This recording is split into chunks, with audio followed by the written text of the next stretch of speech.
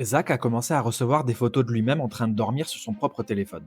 Ce n'était pas un bug, c'était une intrusion. Voici l'histoire vraie du hacker qui a transformé la technologie de Zach en un instrument de torture psychologique. Zach est un étudiant sans histoire. Un matin, en ouvrant sa galerie photo, il découvre un cliché pris à 3 heures du matin. Sur la photo, on le voit dormir de profil. La photo est nette, prise depuis l'angle de sa table de nuit. Le problème, Zach vit seul, sa porte était verrouillée et son téléphone était posé face contre table. Il pense d'abord à une blague d'un ami qui aurait piraté son cloud. Il change tous ses mots de passe. Mais le lendemain, ça recommence. Cette fois, c'est une vidéo. On voit Zach manger dans sa cuisine, filmé depuis l'intérieur de son propre ordinateur portable. Le hacker ne se cache plus. Il utilise les caméras des appareils de Zach pour le traquer 24 heures sur 24. La police intervient, mais le hacker est insaisissable.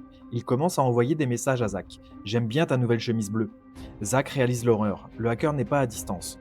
Pour prendre la première photo de nuit, il devait être dans la chambre. Il a utilisé le téléphone de Zach pour prendre la photo avant de se cacher sous le lit.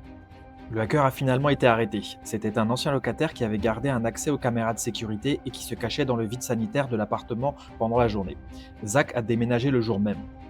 L'histoire de Zach est inspirée de plusieurs faits réels de cybertalking et de snooping qui ont défrayé la chronique aux États-Unis entre 2014 et 2018. N'hésitez pas à me donner votre avis en commentaire et si vous aimez bien ce genre d'histoire.